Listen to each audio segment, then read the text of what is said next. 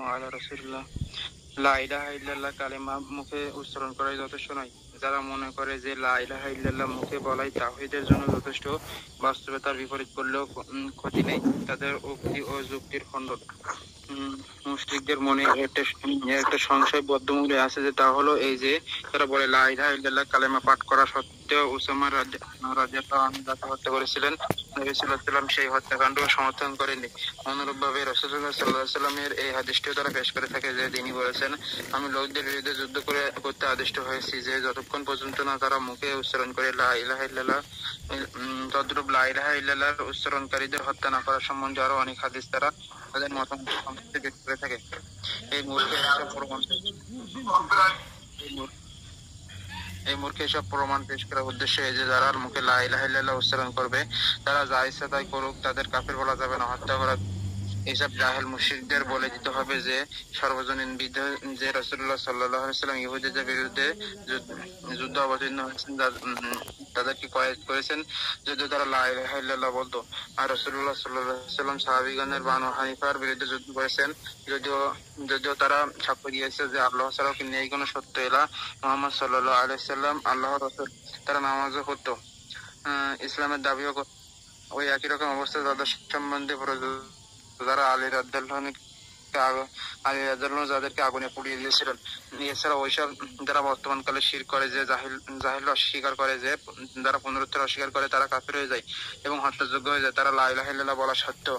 অনুরূপ যে ব্যক্তি ইসলামের রোপণ যে কোনো একটু অস্বীকার করে, সেও কাফির হয়ে যায়, সে হত্যাযোগ্য হয়ে যায় যদিও সে লা ইলাহা ইল্লাল্লাহ বলে। আর তা হলো ইসলামের একটি শাখা অঙ্গ প্রত্যঙ্গ অস্বীকার করার কারণ। যদি তারা লা ইলাহা ইল্লাল্লাহর উচ্চারণ তার কোনো উপকারে না আসে, তবে রাসূলগণের দ্বীনের মূল ভিত্তি তাওহীদ, এবং তা হচ্ছে ইসলামের মুখ্য, যে সেই ব্যক্তি তাওহীদ অস্বীকার করলো, সে লা ইলাহা ইল্লাল্লাহ উচ্চারণ কেমন করে বাঁচাতে সক্ষম হবে। কিন্তু মুশরিকরা হাদিসসমূহ তাৎপর্য বুঝে না।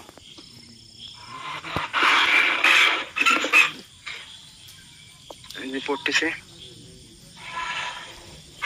ওসামা রাদিয়াল্লাহু আনহু হাদিসের তাৎপর্য হচ্ছে এই যে তিনি একজনকে ইসলামের দাবিদার হত্যা করেছিলেন, এই ধারণা যে সে জানমালের ভয়ে ইসলামের দাবি জানিয়েছিল। আর কোন মানুষ ইসলামের দাবি করবে, সে তাকে ইসলাম বিরোধী কাজ প্রকাশ্যে অনুষ্ঠিত না হওয়া পর্যন্ত সে তার জানমালের নিরাপত্তা লাভ করবে। এ সম্বন্ধে কোরআন ঘোষণা করেছে এই যে, হে মুমিন সমাজ, যখন তোমরা আল্লাহর হয়ে বহির্গত হও, তখন কাউকে হত্যা করার পূর্বে সব বিষয় তদন্ত করে দেখবে। সূরা নিসা 94-94। অর্থাৎ তার সম্পর্কে তথ্যাদি নিয়ে দৃঢ়ভাবে সুনিশ্চিত হবে। এই আয়াত পরিষ্কার ভাবে বোঝাই দিচ্ছে যে এরূপ ব্যাপারে হত্যা করা থেকে বিরত, তদন্তের পর নিশ্চিত হওয়া আবশ্যক কর্তব্য। তদন্তের পর যদি ইসলাম বিরোধী হওয়া সুস্পষ্টভাবে প্রমাণিত হয়, তবে তাকে হত্যা করতে হবে। যেমন আল্লাহ বলেছেন, তদন্ত করে দেখো, সাব্যস্ত হলে তাকে হত্যা করতে হবে। যদি এই অবস্থাতে হত্যা না তবে নিশ্চিত হওয়া পর্যন্ত কোনো অর্থ হয় না। এভাবে অনুরূপ আদেশগুলো অর্থ বুঝে নিতে হবে। ওই অর্থ হবে যা আমরা পূর্বে উল্লেখ করেছি, অর্থাৎ যে ব্যক্তির মধ্যে তাওহীদ ও ইসলামের প্রকাশ্য পাওয়া যাবে, তাকে হত্যা করা থেকে বিরত থাকতে হবে যে পর্যন্ত বিপরীত কোনো কিছু প্রকাশিত হবে না। এই কথা দলিল আছে যে রাসূলুল্লাহ সাল্লাল্লাহু আলাইহি ওয়াসাল্লাম এর কৈফিয়তের ভাষায় ওসামা রাদিয়াল্লাহু আনহুকে বলেছিলেন, তুমি তাকে হত্যা করেছো লা ইলাহা ইল্লাল্লাহ বলার পরেও। তিনি বলেছিলেন, আমি লোকদের হত্যা করতে আদেশ দিয়েছি যে পর্যন্ত তারা লা ইলাহা ইল্লাল্লাহ বলবে। সেই রাসূল খারিজের সম্পর্কে বলেছেন,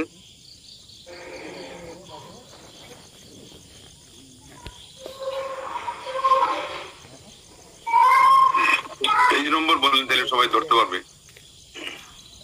পেজ নম্বর 78। সেই রাসূল খারিজদের সম্পর্কে বলেছেন, আমি যেখানেই তাদের হত্যা করবে, আর আমি যদি তাদের পেয়ে যাই তাদেরকে হত্যা করবো, আজাদির মতো সার্বিক হত্যা। তাছাড়া খারিজিরা এমন বিনয় নম্রতার সঙ্গে নামাজ আদায় করতো যে সাহাবীগণ পর্যন্ত নিজেদের নামাজ তাদের তুলনায় তুচ্ছ মনে করতেন। তারা কিন্তু শিক্ষা করেছিল সাহাবীদের নিকট হতেই, কিন্তু কোনো উপকারে আসলো না তাদের লা ইলাহা ইল্লাল্লাহ বলা।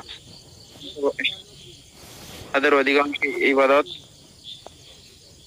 করা এবং ইসলামের দাবি করা যখন তাদের শরিয়াত বিরোধী প্রকাশিত হয়ে গেল, ওই পর্যায়ে বিষয়বস্তু ইহুদিদের হত্যা, বানু হানিফার সঙ্গে যুদ্ধ, হত্যাকাণ্ড। একই কারণে নবী সাল্লাল্লাহু আলাইহি ওয়াসাল্লাম মুস্তালিক গোত্রের বিরুদ্ধে জিহাদ করার বিশ্বাস প্রদর্শন করেছিলেন এবং লোক এসে খবর দিল যে তারা যাকাত দিবে না, যে পর্যন্ত আল্লাহ আয়াত নাযিল করলেন, হে মুমিন সমাজ, কোন ফাসিক ব্যক্তি যখন গুরুতর সংবাদ নিয়ে তোমাদের আগমন করে তখন তার সত্যতা পরীক্ষা করে দেখো।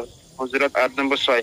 অবস্থিত উপরোক্ত সংবাদদাতা তাদের সম্পর্কে মিথ্যা দিয়েছিল। এরূপ রাসূলুল্লাহ সাল্লাল্লাহু আলাইহি ওয়াসাল্লাম যে সমস্ত হাদিসকে দলিল প্রমাণ রূপে পেশ করে থাকে তারা প্রত্যেকই তাৎপর্য তাই যা আমরা উল্লেখ করেছি।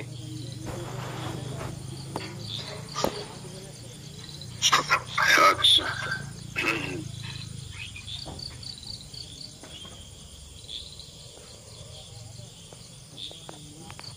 পৃষ্ঠা সবাইকে বলে দেন, অনেকে বারবার বলতেছিল পৃষ্ঠা ধরতে পারবে তাহলে সহজে। আমি এদিকে রেডি করি, আমার রেকর্ড করা লাগবে। ৭৫ পৃষ্ঠা থেকে শুরু। আচ্ছা, বিসমিল্লাহ, আলহামদুলিল্লাহ, ওয়াসসালাতু ওয়াসসালামু আলা রাসূলিল্লাহ ওয়া আলা আলিহি ওয়া সাহবিহি ওয়া ওয়ালা, আম্মা বা'দ। আজকের যেটা, এটা একেবারে সুস্পষ্ট এবং চাক্ষুষ। এটাই সব সময় আমরা শুনে থাকি, আমাদের সমাজে বলা হয় যে আপনারা লা ইলাহা ইল্লাল্লাহ পড়ুয়া মানুষকে আবার কিভাবে বলতে পারেন যে ঈমান নষ্ট হয়ে যায়। ঈমান নষ্ট হয় তো তারা যেটা জানে এক বাক্যে, যেটা একেবারে সবাই জানে, সবাই স্বীকৃতি দেয়, যে একজন ঘোষণা দিয়ে বললো যে আমি মুরতাদ হয়ে গেলাম, সালমান রুশদি, দাউদ হায়দার এদের মতো। কিন্তু আমার মনে মনে আমি ইসলামকে মানছি, ইসলামকে শ্রদ্ধার চোখে দেখছি, আবার এর ভিতরে ইসলাম চলে যায়, ইসলাম ঈমান ভঙ্গ হয়ে যায়, এটা তারা মেনে নিতে পারে না। এই জন্য এটাই আজকে খণ্ডন করা হবে এই জায়গায়। শাইখুল ইসলাম রাহিমাহুল্লাহ বলছেন যে তাদের আরেকটি সংশয় হলো যে উসামা রাদিয়াল্লাহু তাআলা আনহু যখন একজন যুদ্ধের ময়দানে লা ইলাহা ইল্লাল্লাহ বলার উপরেও তিনি তাকে হত্যা করেছিলেন, তখন যে আল্লাহ নবী সাল্লাল্লাহু আলাইহি ওয়াসাল্লাম বললেন যে আকাতালতাহু বা'দামা ক্বালা লা ইলাহা ইল্লাল্লাহ, উসামা ও লা ইলাহা ইল্লাল্লাহ বলার পরেও তুমি তাকে হত্যা করলে। এটা বুখারী ৬৪৭৮ সিরিয়ালে আসছে। আর হত্যাটা যেহেতু অনেক কঠিন কাজ, আল্লাহ নবী সাল্লাল্লাহু আলাইহি ওয়াসাল্লাম বলছেন যে ব্যক্তি হত্যা করলো সেজন্য সারা বিশ্বের মানুষকে হত্যা করলো, আর যে মানুষকে জীবিত থাকতে দিল ফাকান্নামা আহইয়ান নাস জামিআ। এটা অন্য কারণে, যে হত্যার কারণে একটা হত্যার বদলে আরেকটা হত্যা, একটা হত্যার বদলে আরেকটা হত্যা বলে সারা পৃথিবীর মধ্যে তার একটা কুপ্রভাব পড়বে, যার ফলে সারা দুনিয়াময় ছেয়ে গেলে এটার মূল আসামি বা প্রথম যে দায়ী কে হবে, ওই হাবিল আর কাবিলের মতো কাবিল এর গাড়ে যাবে হাবিলকে হত্যা করার কারণে। কিয়ামত পর্যন্ত যত হত্যাকাণ্ড হয় গুনার একটা অংশ, এই কারণে বলেছে। এবং যাতে করে কিসাসের নিয়ম রাখা হয়েছে এই জন্য, যাতে করে এর ধারাবাহিকতা দীর্ঘায়ু না হয়। তো যেহেতু এটা অনেক বড় জিনিস, আল্লাহ নবী সাল্লাল্লাহু আলাইহি ওয়াসাল্লাম বললেন যে এটা তুমি কিভাবে করলে। আল্লাহ নবী সাল্লাল্লাহু আলাইহি ওয়াসাল্লাম কেন বললেন, আর উসামা রাদিয়াল্লাহু তাআলা আনহু কি কারণে এটা করছিলেন, এটার তো মাহাত্ম্য বুঝতে হবে। যাই হোক, সেই সাথে আরেকটি হাদিস তারা বলে থাকে, এটা একসাথে আনা হবে, তারপর উত্তর দেওয়া হবে। সেটা হলো যে উমিরতু আন উকাতিলান নাস হাত্তা ইয়াকুলু লা ইলাহা ইল্লাল্লাহ, যে আমাকে নির্দেশ দেওয়া হয়েছে যে আমি মানুষের সাথে যুদ্ধে লড়বো যতক্ষণ পর্যন্ত শাহাদাত না দিবে এই কথা, বা এই কথা উচ্চারণ না করবে যে লা ইলাহা ইল্লাল্লাহ, আল্লাহ ছাড়া সত্যিকার কোনো মাবুদ নেই। এটা বুখারীতে আসছে 25 নম্বর সিরিয়ালে এবং মুসলিম শরীফে 22 নম্বর সিরিয়ালে আসছে। এখন তারা তো সুযোগ পেয়ে গেছে, এর আগে আমরা আরেকটা জিনিস পরিষ্কার করি, গত দার্সের জায়গার শেষে যে আপনারা এসে একটা কথা শুনলেন, এটাতে অনেকের হয়তো পেস লাগছে, কেউ প্রশ্ন করেন নাই, যে আপনারা এদিকে বললেন যে সাহাবাদেরকে নিয়ে একদল তুচ্ছ তাচ্ছিল্য করার কারণে তারা গল্প দোহাই দিয়েও পার পাইল না, যে আমরা পথ অতিক্রম করার জন্য গল্প করছিলাম বা আমরা একটু মজা করছিলাম, আর উদ্দেশ্য ছিল না আমাদের কোনো কিছু। সেখানে আল্লাহর পক্ষ থেকে সূরা তাওবার 65-66 আয়াত দিয়ে ফতোয়া দিলেন যে কাফির হয়ে গেছে বলে। আল্লাহ নিজেই তো প্রথম আল্লাহ নিজেই তো কাফির বলেছে। হ্যাঁ, তো ঠিক আছে, কাফির আল্লাহ বলছেন। তো দ্বিতীয় জায়গায় এসে এখানে বনী ইসরাঈল যখন বললো যে আমাদের জন্য একজন ইলাহ বানাও, ওদের জন্য যেমন অনেক ইলাহ আছে, আর আমাদের সাহাবারা বললেন যে জাত আনওয়াত, লটকানোর মতো ডালপালা বিশিষ্ট গাছের একটা স্বীকৃতি দাও। হ্যাঁ, আল্লাহ নবী সাল্লাল্লাহু আলাইহি ওয়াসাল্লামকে বললো, আর আল্লাহ নবী নিজেও চিৎকার করে বললেন যে আল্লাহু আকবার। এখানে কি পার্থক্য করা হলো? উত্তর হলো এটা মনের দিক থেকে। একটা হলো মনের দিক থেকে পার্থক্য, ইসলাম যদি এটাকে স্বীকার করে, আর আরেকটা হলো স্বীকার করে না। যেমন ওখানে অপমান করতে যাওয়া, এটা হলো একেবারে তাদের মনের ভিতরেই যে আর শ্রদ্ধাবোধ নাই, যে শ্রদ্ধাবোধটা হলো মূলত লা ইলাহা ইল্লাল্লাহ পড়তে গেলে লাগবেই, আর ওটার বিপরীত হতে গেলেই আর কোনো কথা নাই, কুফরি ফতোয়া আসবেই। সেই জন্য সেখানে এটা এসে গেছে। আর এই জায়গায় কথা অনেক বড়, ইলাহ বানায় দাও, কিন্তু এরা হলো খেলনার মতো করে, খেলনার চলে বলছে, যেখানে এই কথাটা হয়তোবা ওই পরিমাণে পৌঁছে নেই। আর না হলে সাথে সাথে সাহাবায়ে কেরামদের, বিশেষ করে আল্লাহ নবী সাল্লাল্লাহু আলাইহি ওয়াসাল্লাম বলার সাথে সাথে তারা কি করছে, এটাতে তওবা করে ফেলেছে। তো এইগুলোর কারণে পার্থক্য হয়, সূক্ষ্ম পার্থক্য গুলো আমাদের সে বুঝে আসে না। তো এখানেও দেখেন লা ইলাহা ইল্লাল্লাহ বলার কারণে হত্যাকারও করলো, আল্লাহ নবী সাল্লাল্লাহু আলাইহি ওয়াসাল্লাম অভিযোগই করলেন। আর তিনি নিজেই বললেন যে যে ব্যক্তি বলবে লা ইলাহা ইল্লাল্লাহ, ওটা বলার কারণে তার কি হয়ে যাবে, রক্ত, তার সম্পদ, এগুলো সব হারাম হয়ে যাবে। তো বলতেছেন যে শুধু এটাই নয়, এছাড়া আরো অনেক হাদিস আছে এগুলো বলছে লা ইলাহা ইল্লাল্লাহ বললে জিনিসগুলো হারাম হয়ে যায়, নিষিদ্ধ হয়ে যায়। তো তারা কি উদ্দেশ্যে বলে আর ইসলামের কি উদ্দেশ্য, ওইটার পার্থক্য করতে পারলে উত্তর হয়ে যাবে। এরা যারা মূর্খ মানুষ, এনারা বলে থাকে যে লা ইলাহা ইল্লাল্লাহ শুধু মুখে উচ্চারণ করলেই আর মানুষ কি হয় না, কুফরির মধ্যে পড়তে পারে না, কুফরি তাদেরকে আর পায় না, না তাদেরকে হত্যা করা হবে, যদিও বা তারা আরো অনেক কিছু করে। তাদের যে বলাটায় ইসলাম কি এটাকে স্বীকার করে কিনা, তখন তিনি বলছেন যে না, এদেরকে উত্তর দেওয়া হবে। এ কথা সবারই জানা যে রাসূল সাল্লাল্লাহু আলাইহি ওয়াসাল্লাম যে সমস্ত ইহুদিদের সাথে যুদ্ধ করেছেন এবং তাদেরকে বন্দী করেছেন, এরা তো লা ইলাহা ইল্লাল্লাহ বলছিল। ঠিক বনু হানিফার যারা গোত্রের লোক, এদের সাথে আল্লাহ নবী সাল্লাল্লাহু আলাইহি ওয়াসাল্লাম যুদ্ধ লড়েছেন, এরাও লা ইলাহা ইল্লাল্লাহ বলেছে। লা ইলাহা ইল্লাল্লাহ মুহাম্মাদুর রাসূলুল্লাহ যেভাবে সাক্ষ্য দিতে হয়, বাহ্যত সব দিয়েছে তারা, এমনকি নামাজও পড়েছে, ইসলামের দাবিও করেছে। ঠিক আলী রাদিয়াল্লাহু তাআলা যাদেরকে পুড়িয়ে মেরেছেন, এদেরও একই অবস্থা। তো বলছেন যে সেই সাথে শুধু এটাই নয়, এই সমস্ত মূর্খরা, যে ব্যক্তি পুনরুত্থানকে অস্বীকার করে সে যে কাফির হবে, এটা কিন্তু আমাদের এই সমস্ত যারা আপত্তি করছে তারাও কিন্তু জানে, এবং তাকে হত্যাও করা হবে যদিও বা সে লা ইলাহা ইল্লাল্লাহ বলে। ঠিক আর ইসলামের রুকনের যে কোনো একটাকে অস্বীকার করলে কাফির হয়, এটা সবাই জানে। আমাদের সমাজে এটা প্রচলিত মাসলা আছে কি আছে না, যে নামাজ যারা অস্বীকার করে তারা কাফির, এটা তো সকল ঘরানার আলিমরা বলে। এখানে তো আপনাদের কারো কোনো জানতে অস্পষ্টতা নেই, কোনো ঝাপসা নাই, ধোয়াশা নেই। তো এই কথা উনি বলতে চাচ্ছেন যে ইসলামের যে কোনো একটা রুকনকে কেউ অস্বীকার করলে সে একাধারে কাফির হয়, হত্যার যোগ্য হয়, যদিও বা সে লা ইলাহা ইল্লাল্লাহ বলে।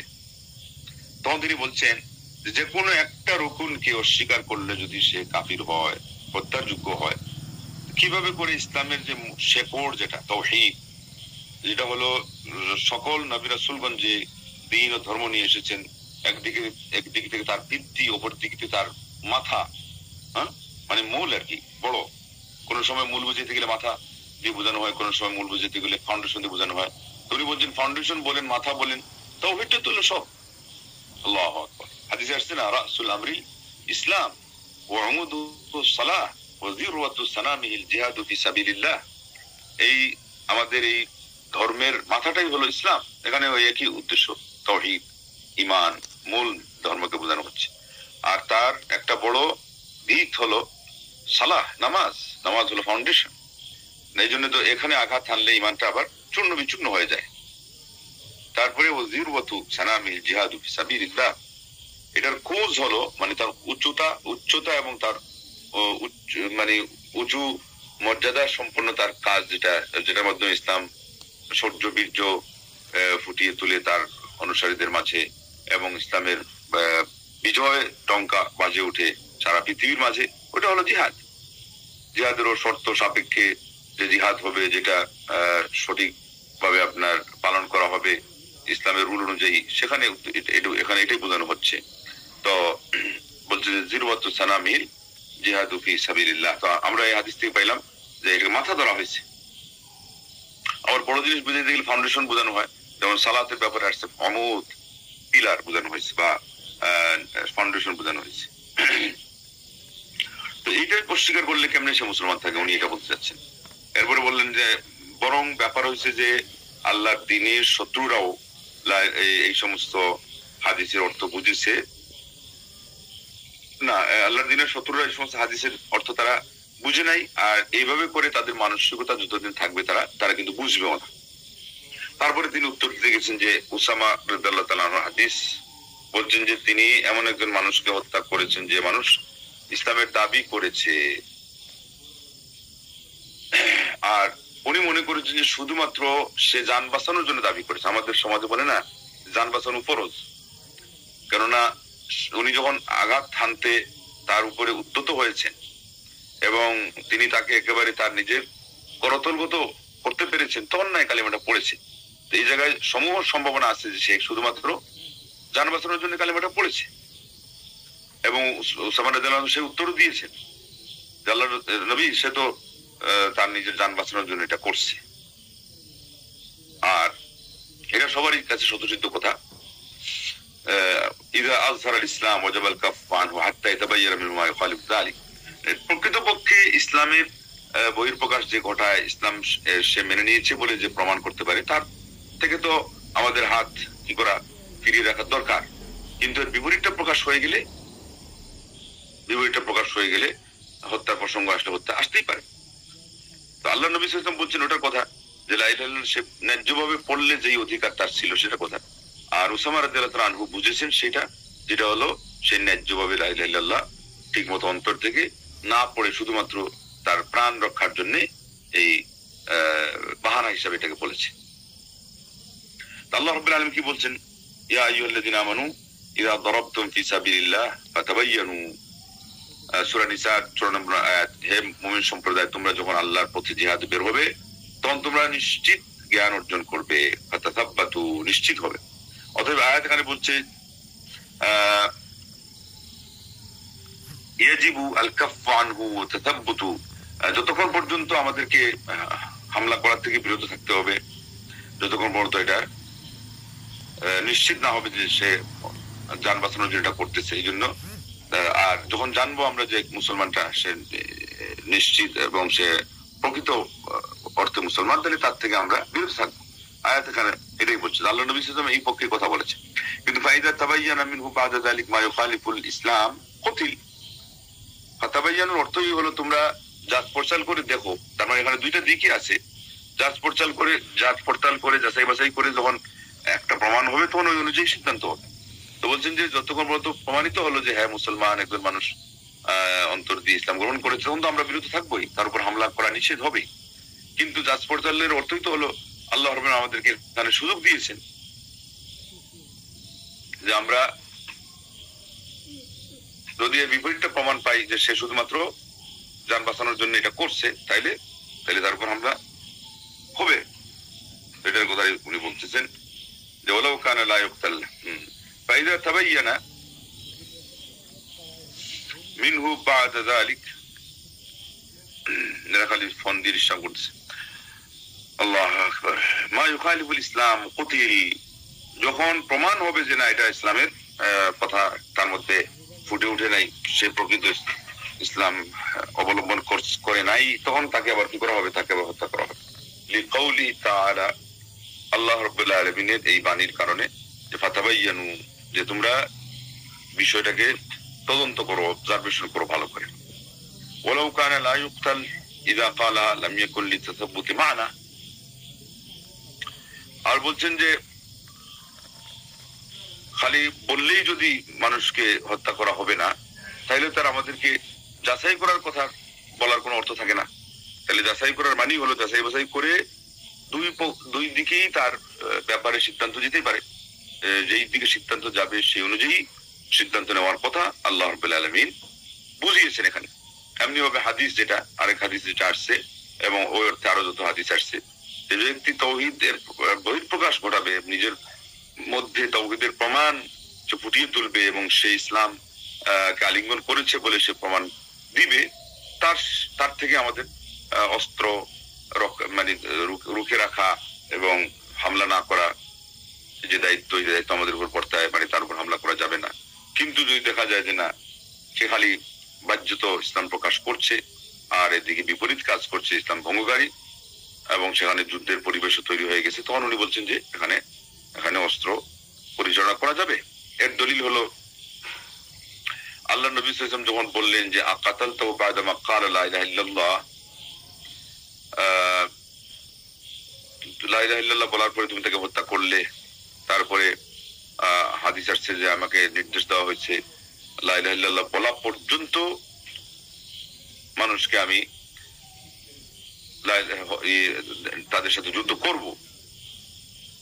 তাইলে আল্লাহ নবী সাল্লাল্লাহু আলাইহি ওয়াসাল্লামকে আল্লাহ পাক বলছেন যে এটা না বলা পর্যন্ত, মানে প্রকৃত অর্থ যদি না বলে তাহলে পরে তার সাথে যুদ্ধ করা যায়। আর সে লা ইলাহা ইল্লাল্লাহ বলার পরেও তুমি তাকে হত্যা করলে কিনা, এর অর্থ হলো লা ইলাহা ইল্লাল্লাহ ঠিক মতো বলার পরে হত্যা করা যাবে না, বেঠিকভাবে বললে হত্যা করাই যাবে। মানে সবগুলোর মধ্যে দুইটা অর্থ আছে মানুষের অবস্থা অনুযায়ী, উনি এটা বলতে চাচ্ছেন। এরপরে বলছেন যে খারিজদের ব্যাপারে যেটা বলেছেন যে আইনামা লাকিতুমুহুম ফাকতুলুহুম লা ইন আদরাকতুহুম লাআকতুলান্নাহুম কাতলা আদ, এটা বুখারী শরীফ 3611, মুসলিম 1066 সিরিয়ালে আসছে। আল্লাহ নবী সাল্লাল্লাহু আলাইহি ওয়াসাল্লাম নিজেই বলছেন যে এদেরকে তোমরা যেখানে পাও হত্যা করো, আমি যদি তাদেরকে পাই তাহলে আদ সম্প্রদায়ের মতো করে তাদেরকে হত্যা করবো। কেন আল্লাহ নবী সাল্লাল্লাহু আলাইহি ওয়াসাল্লাম শক্ত করে বললেন? তাইলে বোঝা গেল যে মুসলমান হওয়ার পরেও কিছু মানুষ আছে যে এরা হত্যার হকদার, এদের সাথে হত্যার লড়ার যুদ্ধ লড়ার অধিকার আছে। বলেন যে তাদের অবস্থা হলো এমন, তাদের ইবাদতের এবং তাদের তাসবিহ তাহলিল মানে দোয়া জিকির নফল ইবাদত সহ ফরজ ইবাদতের পরিস্থিতি এমন যে সাহাবারা তাদের নিজেদের ইবাদতকে ওদের ইবাদতের সামনে তুচ্ছ মনে করবে, নগণ্য মনে করবে। এত মনোযোগিতার সাথে তার মানে নামাজ পড়তো, খুশু খুশু করে নামাজ পড়তো। ধর্ম কর্ম, লেবাস, পোশাক, ধর্মীয় তাদের আচার ভঙ্গি এগুলো দেখলে মানে সাহাবাদের মধ্যেও এই পরিমাণ, যেহেতু সাহাবারা তো লৌকিকতায় বিশ্বাসী ছিলেন না, যা ছিল তাদের একেবারে জেনুইন, আলহামদুলিল্লাহ, এর মধ্যে যেটা ফুটে উঠতো সেটা আলাদা। সালাফদের মধ্যে একজন বলছেন যে একটা গাধা যদি ইসলাম ধর্মকর্ম এগুলো মানে, আমরা যাকে বলি প্র্যাকটিসিং মুসলিম হয়, তাহলে পরে তার মধ্যেও একটা সাপ ফুটে উঠবে, কখনো ফুটে উঠে যাবে, এটা আপনার ইচ্ছার বাহিরেই। এই লোক যতই দেখবেন যে একেবারে নার্ভাস অবস্থায় চলছে, একেবারে সাদা মাটা লেবাস পোশাক পরছে, এমনকি ধর্মীয় দৃষ্টিকোণ থেকেও তার কোনো টাড়ি নিয়ে বা শান শৌকত নেই, কিন্তু কিছু মানুষ আছে যে এদের চেহারার মধ্যে, এদের বাহ্যিক যে আচার ভঙ্গির মধ্যে আল্লাহ রাব্বুল আলামিন এমন কিছু নিদর্শন ফুটিয়ে তুলেন যে লোক দেখবে বুঝবে যে মানুষটা খুবই মানে আল্লাহওয়ালা, সেটা আলাদা। কিন্তু নিজেরা যে একেবারে খুব বেশি যাকে বলা হয় যে ভাবভঙ্গি দেখি ইবাদত করবে, যেটা কথা আসছে যে তার যদি অনেকে আছে নামাজে খুশু হচ্ছে কিনা, তো দাঁড়িয়ে নাড়াই কেরাত পড়তে হবে, তারপরে নামাজের মধ্যে দাঁড়ানোর পরে দেখবেন যে অতিরিক্ত ঝুঁকার চেষ্টা করতেছে, মাথাটা একটু সামনের দিকে ধাবমান থাকবে ঠিকই, আল্লাহ রাব্বুল আলামিনের শ্রদ্ধাবোধ হিসাবে আল্লাহ নবী সেটা করতেন।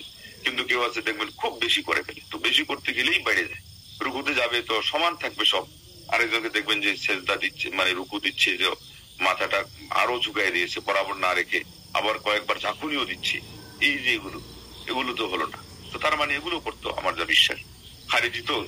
কিন্তু আল্লাহ নবী সাহাবারা ছিলেন একেবারে স্ট্রেট ফরওয়ার্ড, একেবারে মানে সোজা সাদা মাঠা, যেটা ইসলামে আছে সেটা একেবারে দায়িত্বহীন ভাবে তারা করতেন। বাকি এখানের মধ্যে আরো কিছু ভংসং বাড়াইতে হবে, আরো কিছু সং সাজা, এগুলো নেই। সং সাজার মাধ্যমে আজকাল দেখেন ওই মাজারে যেগুলো ভণ্ড আছে দাড়ি এগুলো কাটবে না, শিখদের মতো করে অনেক মানুষকে ওরাও ধোকা দিচ্ছে। মানুষ মনে করে হ্যাঁ এই লোকটা যখন এত কিছু করতে পারলো, সব সংসার ত্যাগ দিয়ে, আর এই যে বেশভূষার কোনো খবর নাই, খাওয়া দাওয়ার খবর নাই, তার শরীরের পরিচর্যার কোনো খবর নাই, সংসারের কোনো খবর নাই, আয়েশ আরাম কোথায় ছেড়ে দিল, এরা আল্লাহর ওলি না হয় পারে কেন? এদেরকে অন্যান্যরা মাজজুব নাম দেয়, একদল আলিম শ্রেণীর লোকও বলে যে এরা হলো মানে আল্লাহ রাব্বুল আলামিনের বিশেষ ধ্যানমগ্ন হওয়া। তারা এদেরকে আর নেশা বলে না, নেশা বললে ওইটা ওই মাদক দ্রব্যের নেশা না, বলে যে আল্লাহর প্রেমে পাগল হয়ে মত্ত হয়ে যাওয়া, একেবারে নিরুদ্দেশ হয়ে যাওয়া, ওইটাকে কেন্দ্র করে মরমী সাহিত্য চর্চা করে, তারপরে তারা মারিফতের অনেক গল্প শোনায়, মারিফতের অনেক কাহিনী শোনায়, মারিফতের অনেক ভাব বিনিময়ের কথা শোনায়। তো নাউজুবিল্লাহ, এইগুলো আস্তে আস্তে এইভাবেই এসে গেছে ইসলামের মধ্যে। তো যাই হোক, আমি যে কথা থেকে এখানে দূরে সরে গেলাম সেটা হলো যে কিছু আছে যে আপনার এটা ইসলামের স্বভাবজাত শক্তি, যেটা এই মানুষের মধ্যে কাজ করলে তার মধ্যে একটা পরিবর্তন এমনি এসে যাবে, সেটা আমাদের করার কিছু না। আল্লাহ রাব্বুল আলামিন যার উপরে চাইবেন এর ছাপ ফুটিয়ে তুলবেন। যেমন আল্লাহর ওলি কারা, আল্লাহর বিশেষ বান্দা কারা, এদের সম্পর্কে এটাও আসছে যে এদেরকে দেখলে আল্লাহ রাব্বুল আলামিনের কথা স্মরণ হয়। তো নিশ্চয়ই তার মধ্যে এমন একটা ছাপ ফুটে উঠবে, এটা বাস্তব কথা। কিন্তু এদের যেটা ছিল এটা হলো লৌকিকতা, রিয়াকারিতা এবং অতিরঞ্জন, যে ওইটাই আসল। হ্যাঁ, যে আমার এই অঙ্গভঙ্গি দেখি এটা দিয়ে আমি প্রমাণ করবো যে আমি একজন খাঁটি মুসলিম।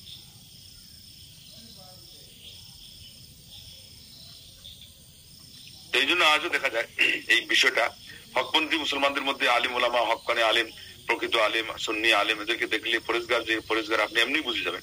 কিন্তু যারা বেদাতি, এদের মধ্যে বেশিরভাগের মধ্যে এই প্রবণতাই দেখবেন যে সে কৃত্রিমতার মাধ্যমে চায় যে ওই ছাপটা ফুটিয়ে তুলতে, অঙ্গভঙ্গিটা ফুটিয়ে তুলতে লেবাস পোশাকের মধ্যে যতটুকু পারে। এখন তো তাদের মধ্যে দুই দলে লেগে গেছে। একদল লেবাস পোশাকে বিশ্বাসী, খুব পোশাক পরে, এরা এত পোশাক পরে কিভাবে যে থাকে আল্লাহ জানে। গরমের দিনে আমাদের দেশে এখানে এসি টেসিও নাই, পর্যাপ্ত না আর কি। আরেক দল যে লেবাস পোশাকে ওই রকম আড়ম্বরতা প্রদর্শন করে না, তো ওদেরকে বলছে যে হ্যাঁ, পোশাকের মধ্যে এই অনাড়ম্বরতা দিয়ে প্রমাণ করে ফেললে তারা আল্লাহর ওলি। এটা আমরাও বলি, এটা একদিক থেকে বাস্তব। যে দেখাইলাম যে আমি খুব সাদামাটা পোশাক পরতেছি, আর ওইদিকে আমার আসল যে ভিতরকার যে অবস্থা, খাই। আল্লাহ নবী সাল্লাল্লাহু আলাইহি ওয়াসাল্লাম বলছিলেন যে মানুষ বৃদ্ধ হয় আর দুইটা জিনিসের মানসিকতা তার মধ্যে যৌবন লাভ করে, একটা হলো টাকা পয়সার মোহ, আর একটা হলো আয়ুর মোহ। এই জিনিসটা তো দেখা যায় না।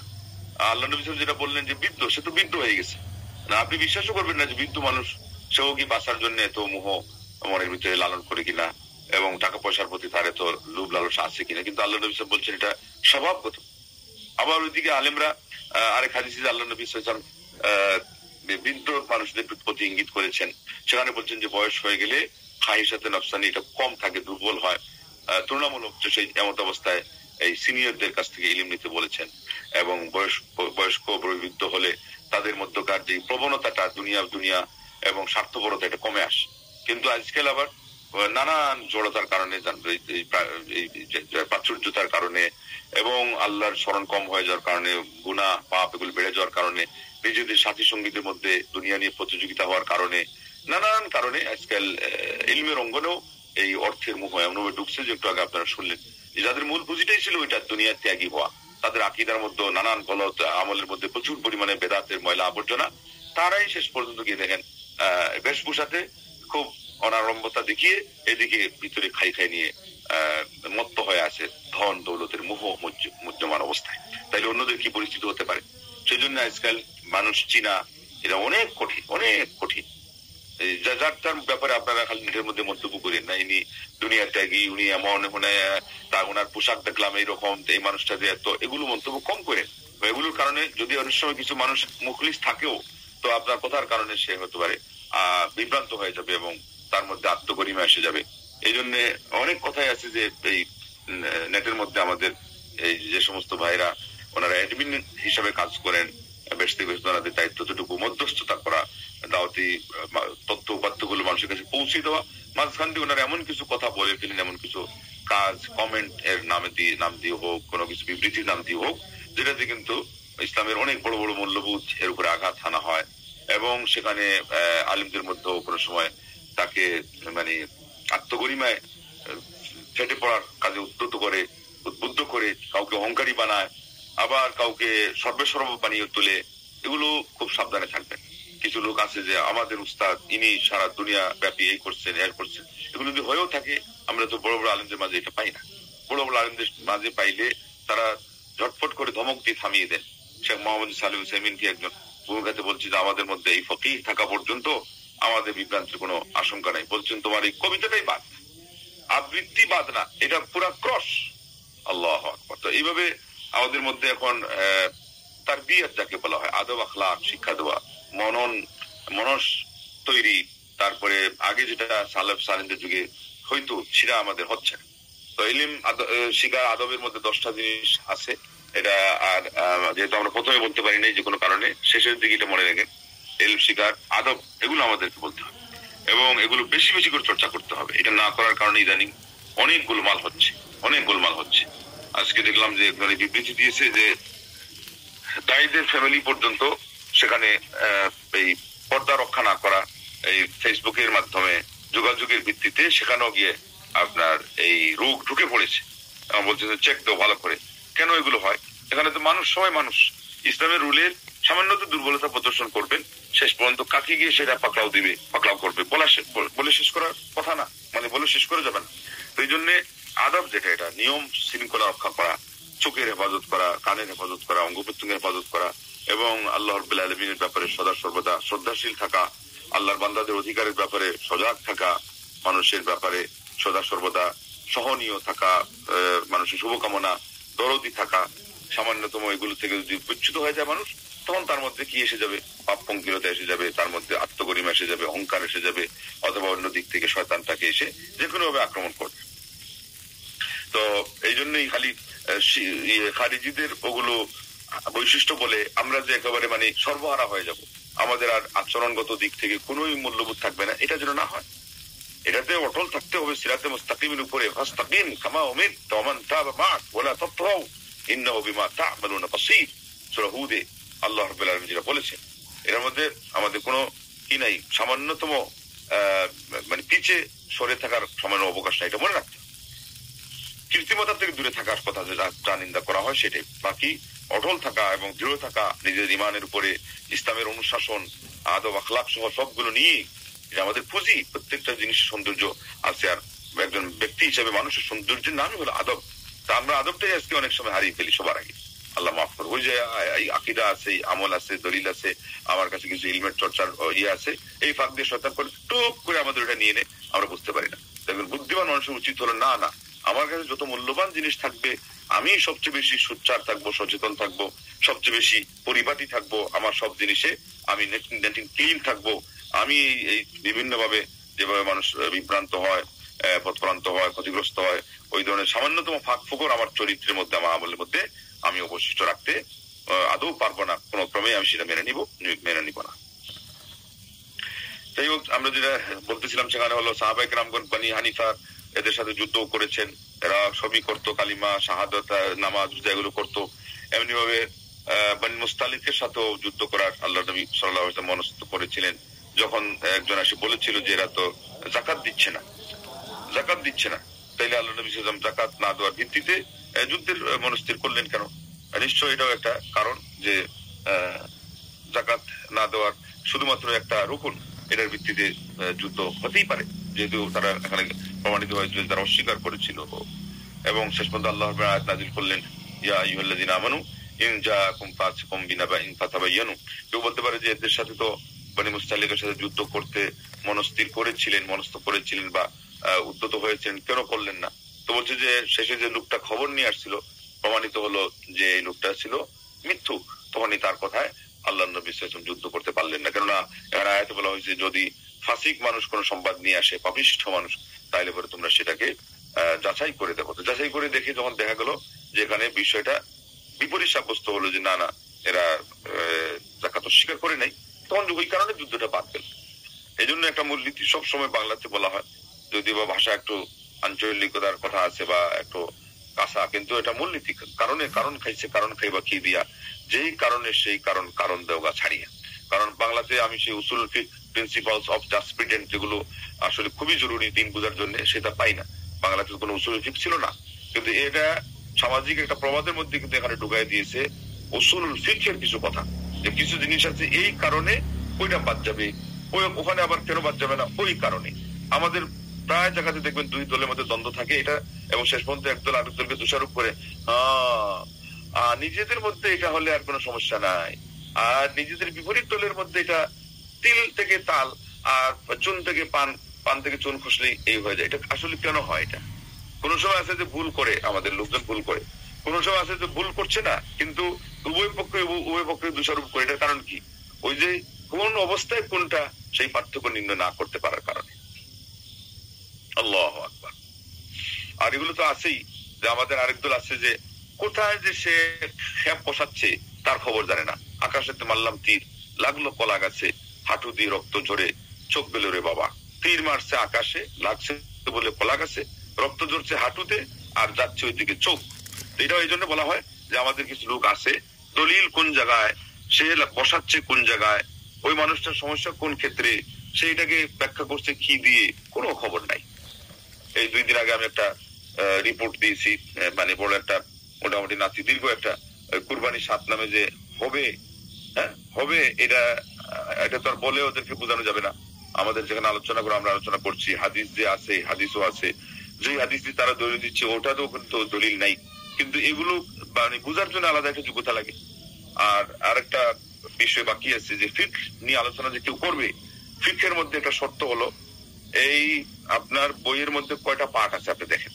এবং এটা বই না, খালি আপনার স্কুলে বা কলেজে, ইউনিভার্সিটিতে, মাদ্রাসা লেভেলের বক্তব্য থেকে নিয়ে দাওরা পর্যন্ত, টাইটেল পর্যন্ত একটা শাস্ত্র যদি থাকে, আর ওই শাস্ত্র যদি ওই বিষয়ের প্রত্যেকটা শিরোনাম থাকে, তাইলে যেই মানুষটি এক জায়গায় বসে বক্তব্যের শিরোনাম থেকে নিয়ে ইউনিভার্সিটি লেভেলের শিরোনাম পর্যন্ত প্রত্যেকটা জিনিসের সংজ্ঞা জানে, তার সিগনিফিকেন্ট জানে, মানে তার যে লক্ষ্য, উদ্দেশ্য, তার তাৎপর্য, এগুলো সহ এপিট অপিট সবগুলো জানে, ওই মানুষটা হলো বিষয়ে বিশেষজ্ঞ।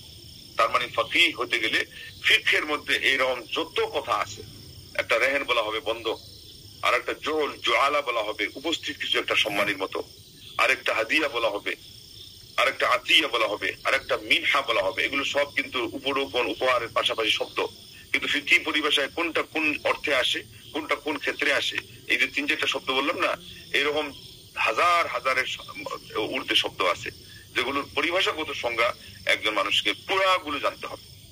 আমাদের নেটের মধ্যে যারা ভাইরাল হয়ে আছে, এদেরকে 10টা যদি জিজ্ঞাসা করা যায়, তো 11টার সময় গিয়ে দেখবেন যে ঠোঁটের মধ্যে সেলাই লাগানো আছে, ও খুলতে লাগবে আরো 10 বছর, কিন্তু ফতোয়া দিচ্ছি ধোয়া তুলে ফতোয়া।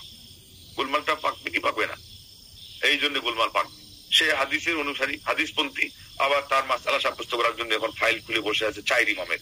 গিয়ে দেখেন, বাপ একটা ফতোয়া দিয়েছে, ছেলে 4 ইমামের ফাইল খুলে বসে, যেটা হলো সবসময় নিজেরাই যার বিরুদ্ধে থাকে, এখন উনি সবচেয়ে আপন ইমাম আবু হানিফা রাহিমাহুল্লাহ। আমরা যদি দেখতে যাই, তো এটা কাউকে মানে ব্যক্তি হিসাবে ইঙ্গিত করার উদ্দেশ্য না, বা এই পর্যন্ত বলা হতো না, কিন্তু আপনাদেরকে অনুমান দেওয়ার জন্য যে আমরা কিভাবে কোন জিনিসকে না নেওয়ার কারণে আমাদের মিস্টেক হচ্ছে। সোজা কথা, ডাক্তারি বিদ্যা আপনি ইঞ্জিনিয়ার হয়ে নিতে পারবেন না, আর আপনি ইঞ্জিনিয়ারও না, ডাক্তারও না, আপনি মানে কোনো দিক থেকে আপনার বিশেষজ্ঞতা নেই, আপনি তো কোনোটাই মানুষকে দিতে পারবেন না। দিতে গেলে আপনার শুধুমাত্র উদ্ধৃতি বলা ছাড়া আপনার কোনো কায়দাই নেই। শাস্ত্রীয় বিষয়গুলোর এইরকম জটিল। তো এখানেও আমাদের অনেক প্রসঙ্গ আছে, যে আজকে শেখ সাহেবকে এত গাম জড়াইতে হচ্ছে কোন মাসআলাগুলো, যে একই বিষয় তারা দলিল দিয়ে দিচ্ছে তাদের পক্ষে, আবার এখানেই উনি যখন দলিল নিচ্ছেন তখন ওই আয়াত এবং ওই হাদিসের মধ্যেই কি পাইলেন যে দলিল উনার পক্ষে। এই পার্থক্যটা হলো কিভাবে? এই পার্থক্যটা হলো হাদিস এবং আয়াতটা বুঝার কারণে। এবং ওটাই আল্লাহ নবী বুখারীর মধ্যে বলছিলেন যে কেউ আছে যে আমার পক্ষ থেকে যে শরীয়ত আসবে, কোরআন সুন্নাহ আসবে, এর দিকে ভ্রুক্ষেপই করবে না, মাথাটা তুলে দেখবেও না। আর কেউ আছে যে এটাকে পানির মতো করে উদাহরণ দিয়ে বললেন যে বাড়ি বর্ষণের পরে এটা সে ধারণ করবে, আর না হলো মানুষ সেখান থেকে পানি দিয়ে উপকার পাইল। আর আরেক পক্ষ আছে যেখান থেকে উদ্ভিদ উৎপন্ন করা, ঘাস পাত অন্তত এগুলোকে মানে এগুলো সে করবে, উৎপাদন করবে, এর মাধ্যমে তারা উপকৃত হবে। তো যারা হাদিস নিয়েছে এরা হলো শুধুমাত্র পানি ধারণ করেছে, আগেরটা হলো পাথরের উপর দিয়ে বৃষ্টি বর্ষণ হয়ে বৃষ্টিটা নেমে গেছে। আর যারা হাদিস থেকে মাসআলা মাসাইল বুঝতে পারে, গ্রহণ করতে পারে, তাদের উদাহরণ আল্লাহ নবী সাল্লাল্লাহু আলাইহি ওয়াসাল্লাম বলছেন যে এরা শস্য এবং ফল ফলাদি, তারপরে ঘাস পাত, ফসল ইত্যাদি তারা এখান থেকে উৎপাদন করেছে। তো কোনটা সর্বোত্তম? যেগুলা উৎপাদন করেছে, তাই এটাই হলো ফাকিহ। আল্লাহু আকবার। এটাকে আমাদের অনেকে মানে বুঝারই চেষ্টা করে, সহজ আবার ফতোয়া ঠিকই মারে, এমন ফতোয়া মারে যে ওভারটেক করে উত্তর মেরু থেকে দক্ষিণ মেরু পার করে দেয়। এটা বোঝার কায়দাও সবার নাই, যারা আলেম তারাই বোঝে। এই জন্য আপনাদেরকে এই মূল কথাগুলো বললাম, যে এখানে অনেকেই আছে করছেন, যারা অ্যাডমিন হিসেবে কাজ করেন, খালি একটা গ্রুপ তৈরি করলেন আর প্রশ্ন উত্তর এটা কিভাবে প্রশ্ন উত্তর দেওয়া হয়, কিভাবে নেওয়া হয়, কার মাধ্যমে দেওয়া হলে এটা সূক্ষ্ম হবে। এখন তো তথ্য উপাত্ত এত ব্যাপক হয়েছে যে আপনারাও নিজেরাও নেটে ঢুকে অনেক জিনিস পেয়ে যান, এবং আমি দেখছি বাস্তবে অনেকে অনেক পেয়ে যাচ্ছে, এবং পাইতে হয়েছে কি লেখাও শুরু করছে যে কোনো বিষয়ে, এবং তারাও এখন নেটের মধ্যে এসে একেবারে ফাইল খুলে নয়, একেবারে আপনার এই চেম্বার খুলে বসে আছে, দেশ থেকে প্রশ্ন আসতেছে, বিদেশ থেকে প্রশ্ন আসতেছে, সে উত্তর দিচ্ছে। ওই ছেলে মাদ্রাসার বারিন্দাতে পা দেয়, দাঁড়িয়ে আছে, কোনো সে ক্লাসে পড়ছে, আর এইভাবে করে নিজের মধ্যে কিছু দাওয়াতি কাজে অংশ নিয়েছে, এবং সে মুফতি। তারা বলেন এই বিপদটা কে সামাল দেবে? আমাদের এই অঙ্গনে যে এই বিপদটা, এটা লাগাম শক্ত করে টেনে ধরার মতো কয়জন আছে? বেশিরভাগ মানুষ তো আমি দেখি হুজুগে চলতেছে, দাওয়াত হচ্ছে, না দাওয়াত আন্দাজে হলে হবে না। সবচেয়ে দামি জিনিসকে সবচেয়ে কঠিন অনুশাসনের মধ্যে যদি না নিয়ে এসে নিয়ন্ত্রণ করা যায়, তাহলে এর মাধ্যমে গোলযোগ সৃষ্টি হয় সবচেয়ে বেশি, এবং এর মাধ্যমে ফিতনা ফাসাদ বেড়ে যায়। আজকে আমাদের সমাজের মধ্যে এগুলো হচ্ছে, নিজেদের মধ্যে হয়ে যাচ্ছে। এতদিন পর্যন্ত দ্বিতীয় পক্ষ, শত্রুপক্ষ আমাদের বিপরীত পক্ষ ছিল, এখন অকারণে আমাদের নিজেদের মধ্যে পক্ষ বিপক্ষ হচ্ছে। কেন? অনিয়ম। এই জন্য রুল লাগে প্রত্যেকটা জিনিসে। ওইটাকে তো আরবিতে বলা হয় উসুলুল ফিকহ, যেটা হলো প্রিন্সিপালস অফ জাসপ্রিডেন্ট। তো এই উসুলুল ফিকহ এটা কেন বলা হলো? জ্ঞানীরা বলছেন, আগের যুগে জ্ঞানীরা, শেষ যুগে মোহাম্মদ সাল্লাল্লাহু আলাইহি ওয়াসাল্লাম বলছেন, মান হুরিমাল উসুল ফাকাদ হুরিমাল উসুল। ধর্মীয় ক্ষেত্রে, মাসলা মাসাইল বুঝার ক্ষেত্রে মূলনীতি যে ভ্রষ্ট হলো, মূলনীতি থেকে মাহরুম হলো, সে অভীষ্ট লক্ষ্যে পৌঁছতেও মাহরুম হলো। মানে ওর সিদ্ধান্ত ভুল হবে, ওর ফতোয়া সঠিক হবে না। আর আবু বকর সিদ্দিক বললেন, যে ব্যক্তি তার নিজের মতো যে কোরআনে একটা ফতোয়া দিবে, হাত তাফসীর করবে, শুদ্ধ বললেও তারটা অশুদ্ধ। এটার মূল কারণ কি? এটার মূল কারণ হলো সে ইলম না শিখে যে কথা বললো, এটা অনিয়ম। তো এই অনিয়ম শুধুমাত্র চরিত্রগত তার অনিয়ম, ওইটাই অনিয়ম নয়। সেখানে শাস্ত্রের ভিতরে যে রুল গুলো শাস্ত্রবিদরা ঠিক করেছেন, ওইটারও বিপরীত যে কথা বলবে, সেও কি করলো? সেও অনিয়ম করলো। যাই হোক, কথা অন্যদিকে চলে গেল। আমাদের মূল বিষয় ছিল এটাই, যে এরপর তিনি বললেন যে কুল্লু হাদা ইয়াদুল্লু আলা আন্না মুরাদান নবী সাল্লাল্লাহু আলাইহি ওয়াসাল্লাম বিল হাদিস আল্লাতী ইহতাজ্জু বিহা মা যাকারনা। এই সব বিষয়গুলো প্রমাণ করে যে আল্লাহ নবী সাল্লাল্লাহু আলাইহি ওয়াসাল্লাম এই উসামাকে যে মানা করছিলেন যে তুমি কেমনে হত্যা করলে, এটা ওই অর্থে যে বাস্তবে তুমি প্রত্যান করা উচিত ছিল, এবং সে যদি ঠিক মতো বলে থাকতো তাহলে হত্যা করা ঠিক ছিল না। উসামা যখন বলছেন, দেখছেন যে না, সে তো যান বাঁচানোর জন্য এটা করছেন, তখন তিনি কি করছেন? অস্ত্র ধরছেন। আর এখানে সবচেয়ে বড় কথা হলো যে মানুষের জীবন মরণের বিষয়, এখানে হাত তোলা কত বড় একটা ব্যাপার, তাইলে এখানে যাচাই করা লাগবে। আর যাচাই করতে গেলে দেখা যাচ্ছে যে দুই পক্ষেই কি আছে, এখানে ব্যাখ্যার সুযোগ আছে। অতএব ইসলামে কিছু বিষয় আছে যেগুলো অবশ্যই ব্যাখ্যার মাধ্যমে নিতে হবে। আন্দাজে ফান্দাজে আয়াতের একটা অনুবাদ দেখে, দুই একটা বই দেখেই জানা যায়, এই যে ফতোয়া দেওয়াই যায়, এই বলেই যে আমি দিয়ে যাবো, কশ্চিন কারণ এটার কারণে আল্লাহর কাছে ফাঁসি কাষ্টে ঝুলতে হবে।